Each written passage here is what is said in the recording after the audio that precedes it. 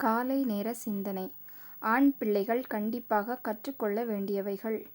5 முதல் 8 வயதுக்குள் நீச்சல் சொல்லிக் கொடுங்கள். தன்னை காத்துக்கொண்டு பிறரையும் காப்பாற்ற முடியும். சைக்கிள் ஓட்ட கற்றுக் கொடுக்க காட்டும் ஆர்வத்தில் ஒரு பங்காவது நீச்சல் சொல்லித் தரவும் காட்டுங்கள். ஏனெனில் இரண்டுமே உடம்பை பேலன்ஸ் செய்தால்தான் வரும். 10 வயதில் ஒரு குக்கரில் சாதம் வைக்க, காய்கறி நறுக்க பழக்குங்கள். பின்பு மெல்ல மெல்ல ஒன் பாட் ஒன் ஷாட் சமையல் முறையை பரிச்சயப்படுத்துங்கள். சிம்பிளா ஒரு கலந்த சாதம், தேங்காய், எலுமிச்சை, வெஜ் ரைஸ், தக்காளி சாதம் செய்யும் சமையல் முறைதான் இது. பிரெட் ஆம்லேட் போட சொல்லிக் கொடுங்கள். கையில் பிங்க் நிற 2000 ரூபாய் நோட்டுகளோ பச்சை வர்ண டாலர்களோ கத்தையாக இருந்தாலும் சில இடங்களில் ரொட்டி தவிர எதுவும் கிடைக்காது. தான் சாப்பிட்ட தட்டை சுத்தம் செய்யும் பழக்கத்தை ஏற்படுத்துங்கள். அதுக்கு நீங்க முதல்ல உங்க தட்டை கழுவணும்.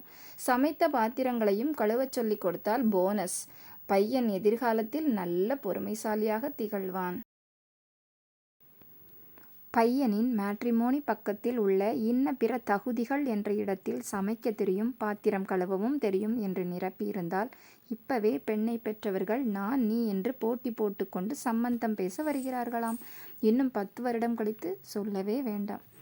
ஒளிமயமான எதிர்காலம் என் உள்ளத்தில் தெரிகிறது என்று உங்கள் மகன் பாடுவார்.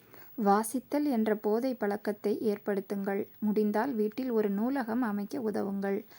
அப்பா அம்மாவுக்கு மாதம் பணம் கொல்லைப்புற வேப்பமரத்தில் காய்க்கவில்லை என்று தெரியப்படுத்துங்கள்.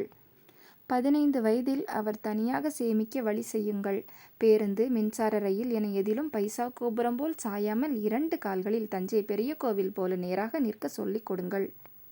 கோபம் வந்தால் எதிராளியின் தாயை, தமக்கையின் மானத்தை குறிக்கும் வசை சொற்களை பயன்படுத்துவது தமிழுக்கு இழுக்கு என்று சொல்லிக் கொடுங்கள். அது வட்டார வழக்குமல்ல, அவரது இயலாமையே. முகமலர்ச்சியோடும் நம்பிக்கையுடனும் எழுந்து புதிய நாளை துவங்க இறைவன் அருள் புரியட்டும். நல்லதே நினைப்போம், நல்லதே நடக்கும். நல்ல எண்ணங்களுடன் இன்றைய நாளை தொடங்குவோம். இந்த நாள் இனிய நாளாகட்டும். வாழ்க வளமுடன். நன்றி.